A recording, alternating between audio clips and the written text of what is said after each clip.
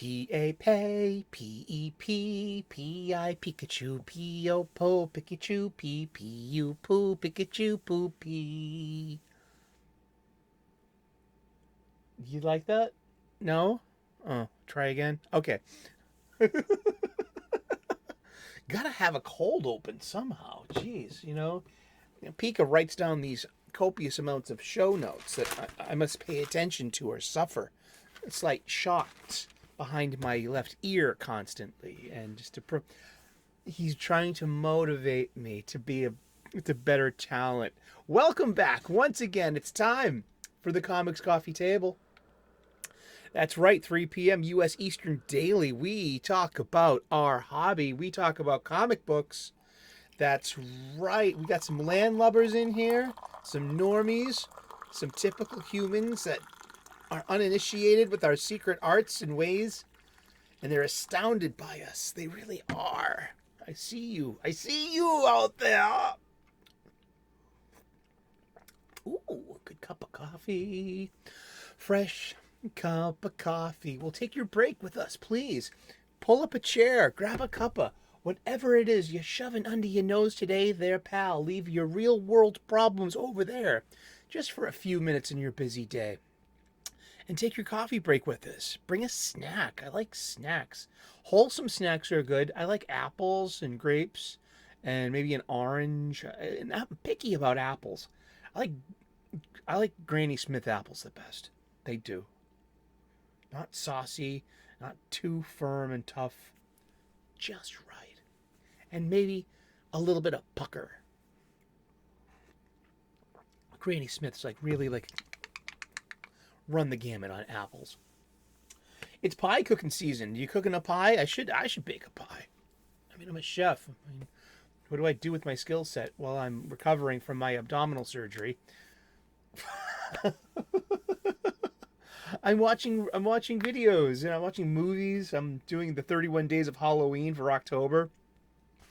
So it could have been more stressful if I didn't have the time away. It's double production, it literally. But I did it last October. I had a lot of fun with it. I'm a huge movie head. I love cinema and I love horror movies. So so once again, every day, the month of October this year, we're covering horror movies with an emphasis on slasher movies. Slasher movies are a subgenre of the horror movie. And there's as with all good questions, it starts with a great question. When did the slasher movies begin? Was it 1974 with Texas Chainsaw Massacre and Black Christmas? Or was it 1960 with Alfred Hitchcock's Psycho? We talk about stuff like that on that show. This show here, we talk about comic books at our comics coffee table. This coffee table, pull up a chair. There was always a stack of books on the coffee table. Look, not just science fiction, but science fact. Okay? Don't just read science fiction. Read the stuff that goes into your science fiction. Hopefully your science fiction led you to Feynman and Sagan, because that would be cool. We've got movies and we got horror movies all this month upcoming on the show. I hate this movie. I'm going to cover it. It's sci-fi and it's body horror and it's supernatural evil horror, or what could be. I don't even know. We're gonna think about Event Horizon. I haven't seen it since 1997 when it came out. I adore these two movies, and I know this movie has a commentator track with the cast. It's really fun. These are great horror movies that I grew up with. This not so much, but that's just a sneak preview of what's coming next week. This week we're doing the A Nightmare on Elm Street series. It's been pretty fun.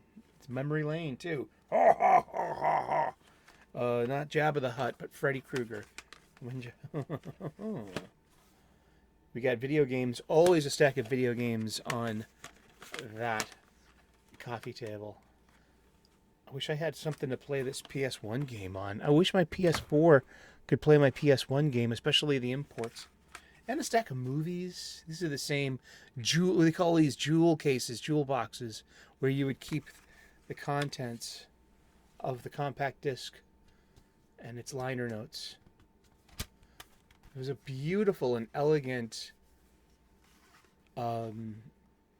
medium for the medium. Very good. And would always be a stack of comic books. Comic books. We'll show them off, yeah. Bronze Age babies. I hold in my hand.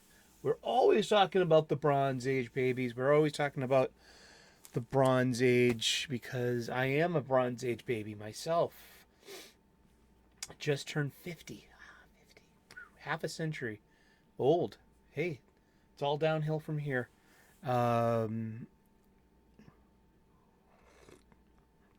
Slancha, cheers. Thanks for making it this long. I love comic books. You do too. Thank you so much. We're taking our break together. We're doing shows in recovery. I shouldn't touch a 10-pound weight until tomorrow or this week. You know, still playing it by ear and just like, yeah, I've recovered nicely, and it's all good. And I'm on the road. I'm a chef. I throw 50-pound bags of potatoes over my shoulder professionally for 11. Several times on a Friday as well. I mean, because we got roast potatoes on Friday. Just, you know, you gotta rinse them off. You gotta cut them. You gotta oil them. You gotta season them. You gotta put them on pans, and then you gotta fire them off. And you have to stagger the fires, so you're always having the freshest ones out there as possible. The peak of their flavor, freshness, and how they look and how they smell and how they taste. I love what I do. I do what I love. And my hobby is a lot like my trade. I am always a student of my trade, and I am always a student of my hobby. Making this show has been one of the most informationally deep dives for me as a fan, as a lifelong comic book fan. Someone who just turned 50. Well, I'll be 51 next month. It did not just turn 50 like last week or month. No, been 50 all year. It's an interesting perspective to be a comic books fan, having this equal kind of look at the past and the future. Where will our hobby go? Will it turn off of paper? One day, will you see me using a whiteboard? Or, I actually have thought about whiteboards. The whiteboards are fun props. You know, I really think so. They can make really fun thumbnails too. But yeah, paper. Indeed. So while I cannot lift major weights such as my short boxes or my long boxes, because we all know that usually the show revolves around reboarding, rebagging, and reboxing my entire collection. In order to do that and to meet that feat, it's kind of like touching your toes. It's all yoga. It's all practice. Meet that feat. Feat. Get it? Yeah. I just read down what he writes, man. I'm just the talent. I've kind of got my noodle around. Where did you go? It's around here somewhere. I'm looking right at you, wherever the heck you are. But I got last year's. Hey, listen, last year's and this year's didn't change too much. Especially what was the most important part for me was the glossary in the back of the book. These are some industry standards, and I'm fascinated with the ages of comics. Cover dated of June of 1938. Actually, I think hit the newsstands in late April of 1938. Was Action Comics #1 with the debut of a brand new superhero named Superman, and that's what started the Golden Age. And all last year, we had this book, The Golden Age of DC Comics, 365 Days, which taught us how to make daily content and talk about comic books once a day, every day. We're going to get back to that in a second, That's part of the show. We've reverted to the old show for just the time it takes to recover, and then we're going to get back to our normally scheduled operations here. We're almost done reboxing, rebagging, and reboarding my entire collection. I've migrated from about 8 long boxes. This is not a lot, or it's maybe it is, depending on who you are and how you collect. To major collectors, I'm small fry. I don't buy like every single issue of everything every Wednesday, but it is my culture, it's my lifestyle, and it's my discretionary income as well. And I've been going to comic book shops since the early 1980s. So over 40 years, I've been going to the LCS, the local comic book shop. And I'm blessed here in the Boston area to literally have several. Some people don't even have one in driving distance. If you need an LCS, a local comic book shop, there is a link in the description to a veritable and reputable one in Berkeley, California. His name is Yule Carter, and he's a friend of the show. You might see him in the live chat any given day.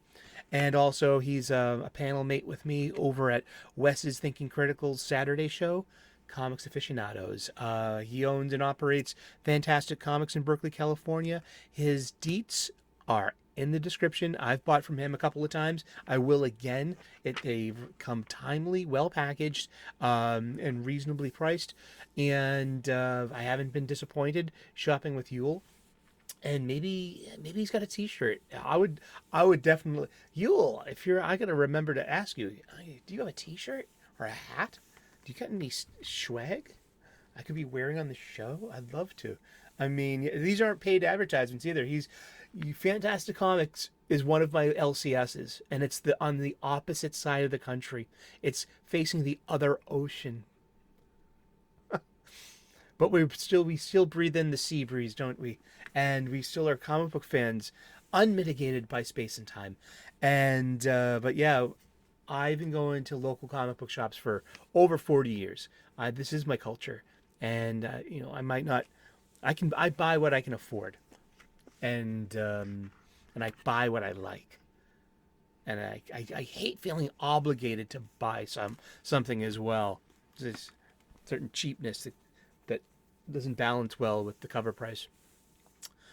But yeah, this learning expedition, it started. So we started last year with these books.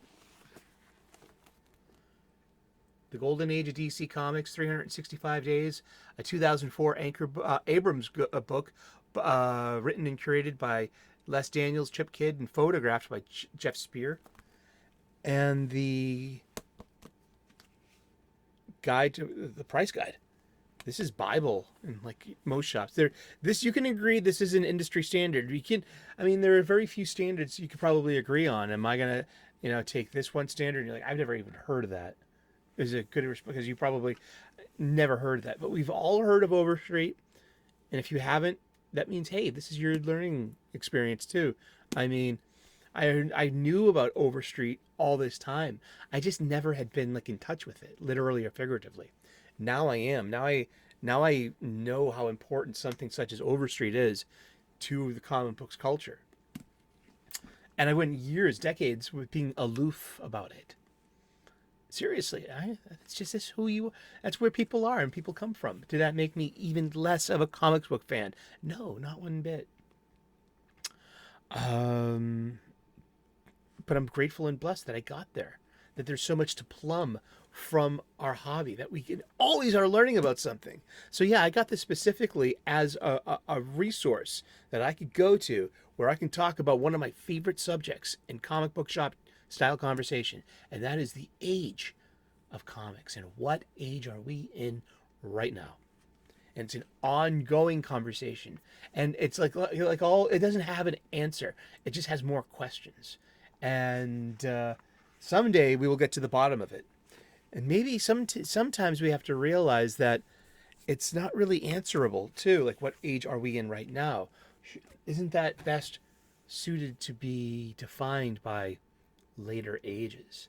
It's a bit pompous to be able to name our own age now. They called it a golden age for a reason. It also had the golden age of cinema going on as well. But it was from 1938 to 1955. It was the golden age of DC Comics. Yeah. According to the Overstreet Comic Book Price Guide. It's glossary. It's in the back of the book. It's got definitions for common terms.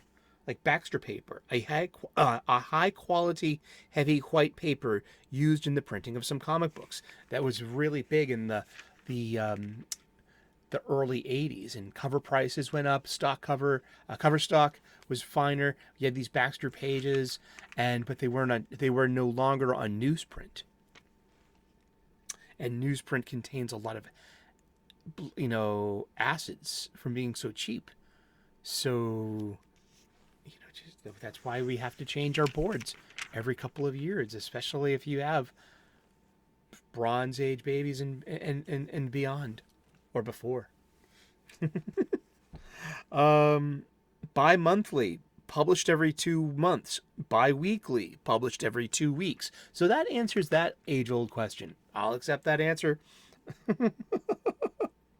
Like a British issue. You know what a British issue is? I love British comic books. They have a thriving parallel market. Not just reprints, but their own Transformers stories, their own G.I. Joe, known as Action Force stories, and their own comic books.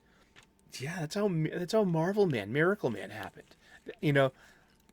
Fawcett Comics stopped publishing Captain Marvel, Shazam. What is this poor reprint company in England going to do? Oh, let's just make Marvel Man. And instead of saying Shazam, he'll say Atomic Backwards, Kimota. And that's Marvel Man, literally. Yeah. Bronze Age comics published between 1970 to 1984. But they also talk about the Atom Age as well, which is like late, we could consider late Golden Age. Atom Age, comics published from 1946 to 1956. So even according to Overstreet, which I consider to be the industry standard that pretty much most of us can't agree on, if we're going to take different sides on a conversation, or a debate rather, I would like to insist on having a little bit of, some go-to-ativeness, and just be like, hey, this is the book, capital T, capital B. Let's refer to the book, the glossary. Do we have a common definition for this? Can we agree on that common definition? A lot of people are so bad at arguing these days that we can't, even agree on stuff like that. But we should insist on it. Be like, no, because don't just waste your time and waste your stuff.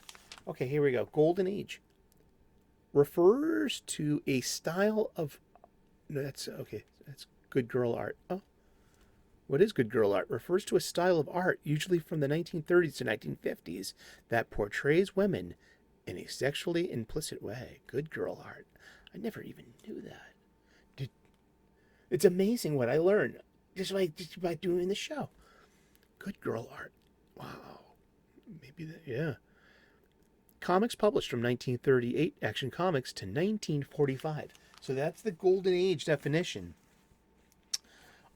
of Overstreet. Yeah, and that's a great industry standard. And then basically we all understand it as thigh should not cover thy neighbor's wife, only if she hasn't hit the wall. But bump, like as in wall comics. Yeah, let's just get on with the show. We're gonna cover what we did last year. We're gonna open up to today's date. This handsome, well-read, beautiful, factual, wonderful book was given to me by one of my best friends about 2 decades ago, and has been surfing my coffee table ever since. This is a hardcover coffee table book from 2004, published by Abrams Press, written and curated by Les Daniels and Chip Kidd, with photographs by Jeff Spear. There's not any comic books in here. They are photographs of pages. So they're just like exaggerations of features of pages, but through an artist's eye, through a photographer's eye. Like, look at this aspect of the page. And so they look at parts of pages and parts of covers and even advertisements, and we go back to a simpler day, and to where we had the United States had just got out of the Great Dust Bowl and the Great Depression. World War II is just starting over in Europe, and today is the 16th. Oh dear. And there's a brand new #1 comic book that came out last week that I read with this very same character. It's The Sandman by Larry Dean, and the home of Wesley Dodd's millionaire playboy. Sandman meets the face. Sandman, an unknown and mysterious figure, warring on criminals, and almost at times, it seems, with the police themselves, has made himself a man to be feared by all the underworld. It's the Sandman. Dun, dun, dun, give me a dream. Boom, boom, boom. Make her the cutest that I've ever seen. Boom, boom, boom, boom. Mr. Pika, send me a dream. Oh, I love you too, Pikachu. Oh. Story by Gardner Fox, art by Craig Flessel, from Adventure Comics number 44, November of 1939. The United States had not yet entered World War II, but it's starting up over in Europe. October 16th, of course, the Sandman wasn't made of sand. His name merely symbolized his abilities to put criminals to sleep with his gas gun. Yet for an artist seeking a striking image, the name provided this moment of inspiration. Coincidentally, in 1963, DC's rival, Marvel Comics, introduced a villain named the Sandman, who actually was made of sand, the result of atomic mutation, rather than an artist's flight of fancy. Superheroes apparently weren't the only ones with secret identity. The Larry Dean who signed this story didn't really exist, but was a pseudonym for a busy writer. Gardner Fox himself, one of the Golden Age scribes. Did a lot of Silver Age too. I think he invented the modern Justice League of America, the JLA, on Brave and the Bold, I think, and Hal Jordan as well. But that is the story for another day. How are you doing out there? Thank you so very much for tuning in. Yeah, and so with rebagging, reporting, and reboxing my entire collection, I'm also getting a handle around grading them as well. Because I'm looking at them now being like, what are you really worth? And also that's we look at the dollar bins at the comic book collections. Perfectly fine comic books sometimes, and they're and you're like, you're in the $2 bin? No, yeah, exactly. So, and just all this time without boards, all my comics have spine roll, and they're in pretty decent condition, sure, but they're definitely would have been better off if they had boards the entire time. So that's a live and learn. That's a learning experience. I knew about boards the entire time. Did I use them? No. Did I use bags? Yes. Did I know the big difference between polypyrene bags and mylar bags? Not really, beyond the tactile feel of thickness and of quality, in a bag. So being a comic book fan is a learning experience. It's not just about the world you inhabit and the trivia it takes in order to answer other people's questions about, continuity and things. Comics are a lot more than just the big two superhero stories. But we come back to them often because they're so fun, and they're really representative of the marketplace. It's like, It's like, hey, grab me a Coke, and someone brings you a Pepsi. That's all they had. But like, what you really wanted to say was like, ugh, no, I wanted that root beer that was made with 100% cane sugar. None of this high fructose corn syrup. That's me, not him. I don't sound like that, but it's like, I don't want to drink I don't drink soda pop anymore. Not really. Not unless it's, made with, like a Mexican Coke or something.